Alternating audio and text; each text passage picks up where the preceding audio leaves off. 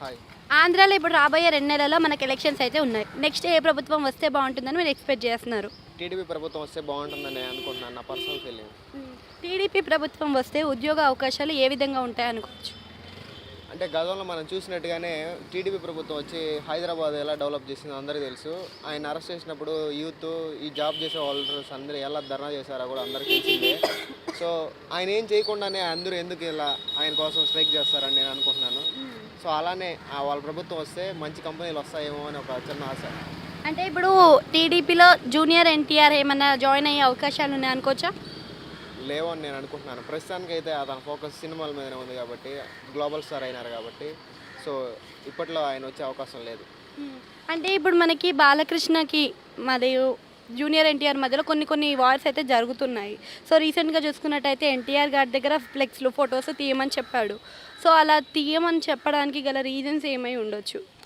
అంటే మాకున్న పొలిటికల్, మా అత్త కూడా జడ్పీటీసీనే, వాళ్ళు ఏం చెప్పారంటే అక్కడ వర్ధంతికి స్వాగతం సుస్వాగతం అని బ్యానర్ వేయడం జరిగింది, అందువల్ల తీసేసినారు అని రూమర్స్ వస్తున్నాయి. వాళ్ళిద్దరి మధ్య ఏం లేదనుకుంటా, వాళ్ళంతా ఫ్యామిలీ, మేబీ ఏమన్నా అది తెలియదు కదా మనకి.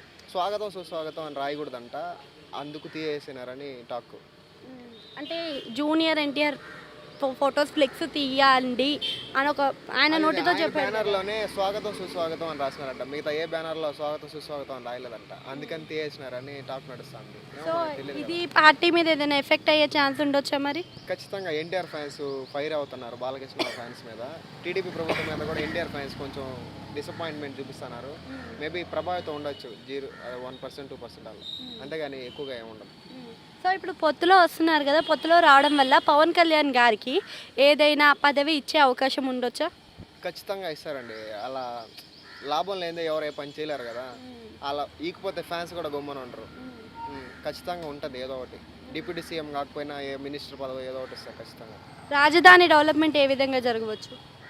రాజధాని ఖచ్చితంగా అమరావతి ఉంటుందని చంద్రబాబు నాయుడు చెప్పారు కదా, సో అమరావతి బాగా డెవలప్ అవుతుంది, ఇంకొక మినీ హైదరాబాద్ అవ్వచ్చు అని మేము ఎక్స్పెక్ట్ చేస్తున్నాం ఫ్యూచర్లో. జగన్ చెప్పాడు కదా చాలా ధీమాగా, వై నాట్ 175 అని, మరి 175కి 175 వచ్చే అవకాశం ఉందా? లేదండి, అస్సలు లేదు. జగన్ వైనాట్ 175 అన్నారు, ఈ టీడీపీ వాళ్ళు వచ్చి వైనాట్ పులివెందుల అంటున్నారు. ఖచ్చితంగా పులివెందులలో జెండా ఎగరేస్తామని అనుకుంటున్నాము, చూద్దాం ఏం జరుగుతుందో.